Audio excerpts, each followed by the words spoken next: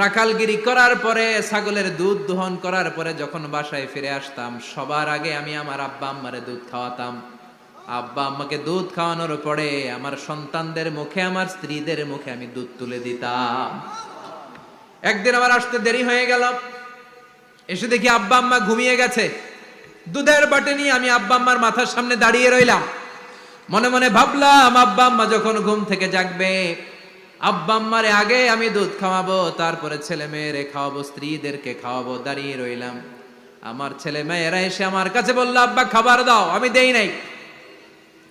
ক্ষুধার জ্বালায়, ক্ষুধার যন্ত্রণায় পাগল পড়া হয়ে আমার কলিজার টুকরা ছেলে মেয়েগুলো আমার পায়ের মধ্যে পড়ে কাঁদতে লাগলো, আব্বা একটু দুধ দাও, ক্ষুধা লেগেছে। ও আল্লাহ, আমি দেই নাই। ফজর পর্যন্ত দাঁড়িয়ে রইলাম। ফজরের সময় যখন আব্বা আম্মা ঘুম থেকে উঠলেন, সবার আগে আব্বা আম্মারে দুধ খাওয়ালাম, তারপরে ছেলে মেয়েদের মুখে